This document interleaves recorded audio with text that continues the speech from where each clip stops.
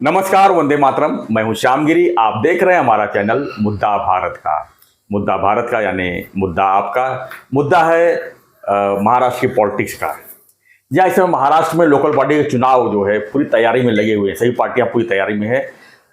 गठबंधन की लड़ाई होने जा रही है। गठबंधन कहां पर किसको किस तरह फायदा हो रहा है, किस तरह गठबंधन करना है, इसी पर आज हम चर्चा करेंगे कि जानने की कोशिश करेंगे कि खासकर मुंबई महानगर पालिका में बीजेपी, शिवसेना, मनसे, उबाठा सभी पार्टियां हैं। कौन किसके साथ टक्कर दे रहा है, कौन किसके साथ मित्रता निभा रहा है, इसी पर हम आज चर्चा करेंगे और जानने की कोशिश करेंगे कि महाराष्ट्र का चुनावी माहौल किस तरह का होगा, किस तरह की लड़ाइयाँ होगी।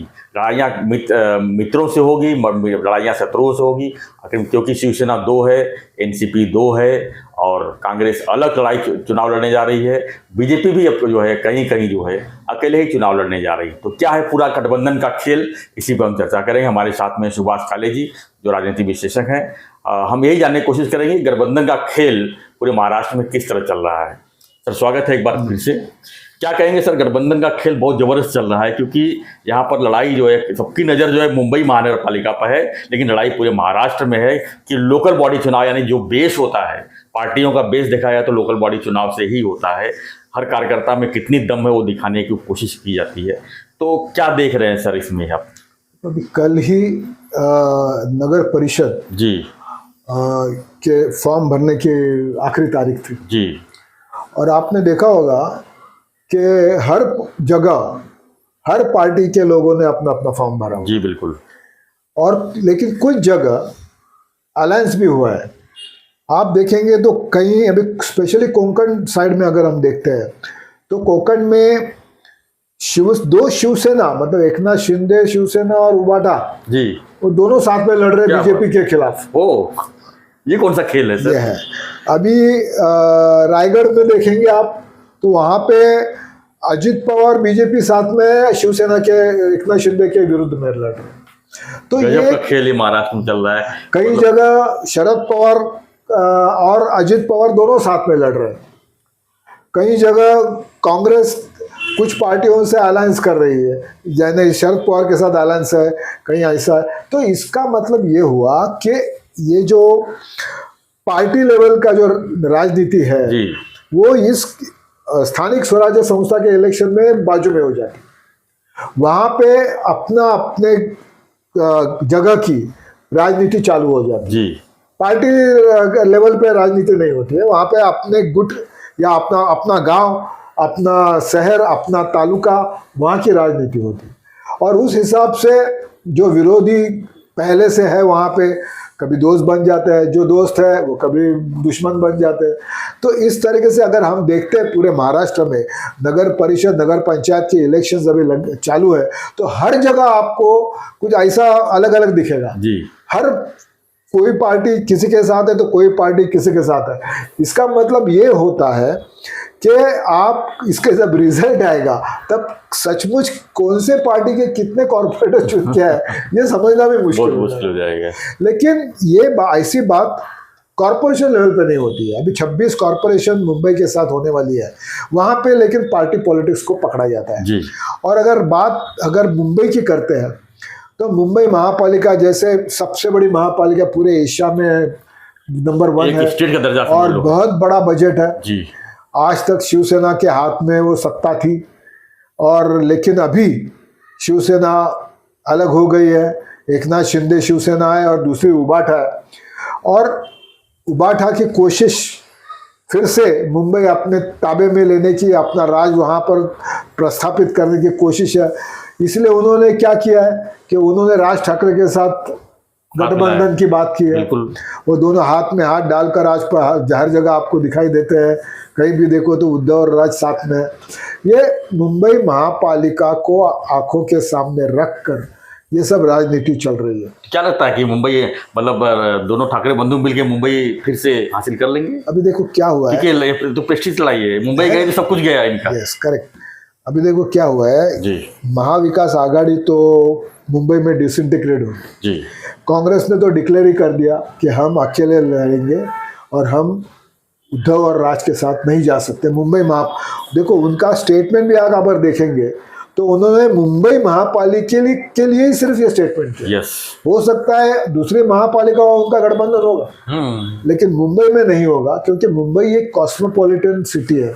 यहाँ पे हर राज्य से लोग रहते हैं, कोई पंजाब से है, कोई गुजरात से है, कोई यूपी से, कोई बिहार से, कोई हिमाचल से, साउथ से, कर्नाटक से, तमिलनाडु, हर जगह के आदमी आपको दिखेंगे जी। टोटली कॉस्मोपॉलिटन है।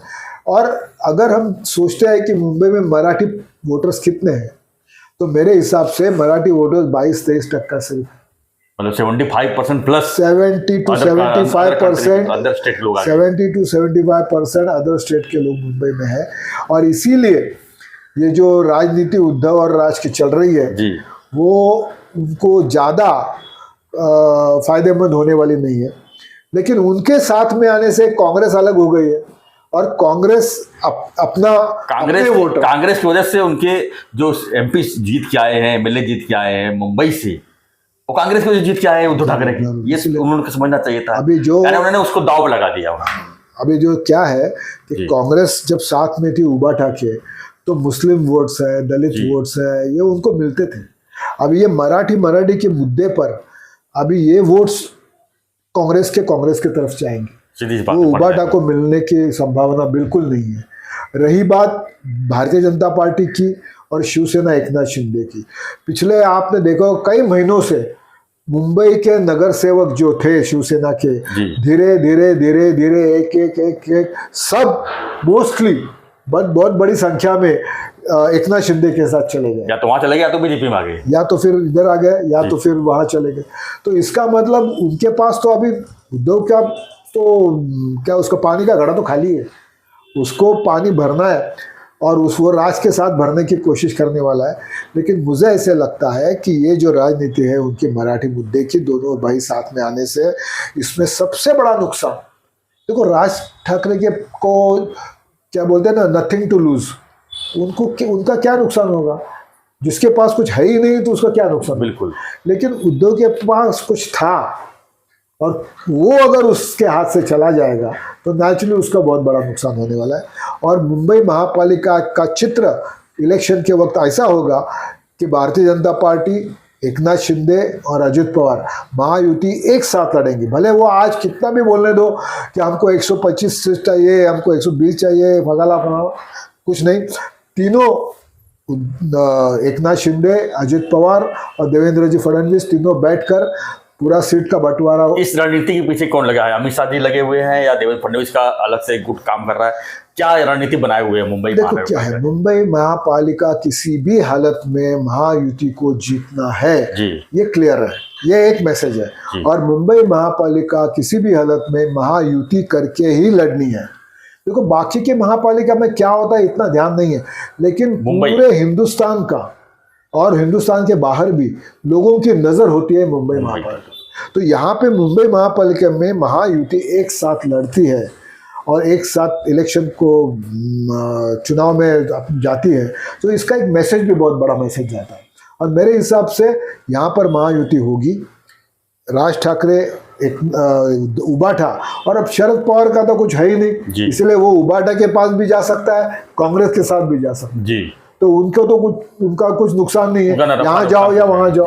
तो उस हिसाब से शरद पवार का हो सकता है कांग्रेस के साथ जाए मुंबई में, हो सकता है राज के साथ जाए, और राज और उद्धव ठाकरे के साथ, लेकिन महायुति लड़ेगी और महायुति को काफी अच्छा प्रदर्शन उनका होगा। जैसे मैंने कहा था बिहार में जी 2/3 मेजोरिटी से ज्यादा सीट्स आने वाली है, वैसे मुंबई का भी भविष्यवाणी मैं बोल देता हूं कि कम से कम 175 सीट महायुति के आएंगे। क्या बात है, क्या बात। लेकिन अभी उद्धव ठाकरे ने बयान दिया है कि बिहार चुनाव के बाद आपने जिक्र किया, उन्होंने कहा कि जो जीता वो सिकंदर, लेकिन सिकंदर तो कोई है ही नहीं, तो सिकंदर किसको मानते हैं वो, अपने आप को? जो जीता वो सिकंदर, ये बराबर है, लेकिन सिकंदर कहाँ है? हाँ, तो देखिए इसीलिए जो बिहार में अगर बीजेपी और नीतीश कुमार जीते तो वो सिकंदर है। अभी लोकसभा में मानने तैयार नहीं। हाँ, लेकिन मानने को तैयार नहीं तो उससे कुछ फायदा नहीं ना। अभी फिर से उनका ईवीएम का रोना, वोट चोरी का रोना ये चालू होगा, लेकिन चालू है, लेकिन समझते नहीं है कि लोग आपका ये जो बयान अपनी है, कमजोरी नहीं देख रहे हैं। हाँ, वो लोग दूसरे आपको को एक्सेप्ट चोर नहीं कर रहे हैं। लोगों को इस पर आप ईवीएम के ऊपर पूरा भरोसा है, पूरा विश्वास है जी। आपकी ये बातें लोग नहीं मानते हैं। आपको अगर कुछ ढूंढना है तो कुछ अलग मुद्दा ढूंढो, विकास का मुद्दा ढूंढो और फिर लोगों के सामने जाओ, तो शायद लोग कुछ आपकी बात सुनेंगे। नहीं तो जैसे मैंने कहा कि कम से कम 175 सीट महायुति के पास जाने वाले, यानी 233 में से 175 सीट की पूरी तैयारी बीजेपी ने कम से कम। यस। धन्यवाद सर जानकारी के लिए। फ्रेंड्स, हमारा चर्चा यही था कि गठबंधन का खेल क्या चल रहा है पूरे महाराष्ट्र में, गठबंधन का खेल क्या चल रहा है मुंबई में, तो सब हमने बता दिया आपको। आपको क्या लगता है कि इस बार जो लोकल बॉडी चुनाव जिस तरह से चुनाव प्रचार प्रसार हो रहे हैं, उसका परिणाम क्या होगा, आपको क्या लगता है? क्योंकि 2019 के बाद महाराष्ट्र की राजनीति पूरी तरह से उथल पुथल वाली राजनीति रही है। 2022 में सत्ता परिवर्तन फिर से हुआ। यहाँ पर कौन किसके साथ जाएगा, कौन किसके साथ रहेगा, कुछ पता नहीं। दिन में आज यहाँ है तो कल कहाँ रहेगी पता नहीं। हालांकि ये चीज़ देखने को आगे खूब मिलेगा। तो फ्रेंड्स, आपकी प्रतिक्रिया क्या है? आपके इलाके में विकास की क्या राजनीति है, उसके बारे में कमेंट बॉक्स में जरूर लिखिए। क्या लगता है, खासकर मुंबई के बारे में जरूर लिखिए कि मुंबई किसको चाहिए और कौन हकदार है इस। बने रहिए हमारे साथ, देखते रहिए हमारा चैनल मुद्दा भारत का। पल पल की खबरों की जानकारी हम आप तक पहुंचाते रहेंगे। इसके लिए चैनल को सब्सक्राइब जरूर कीजिए। धन्यवाद सर, धन्यवाद। जय हिंद।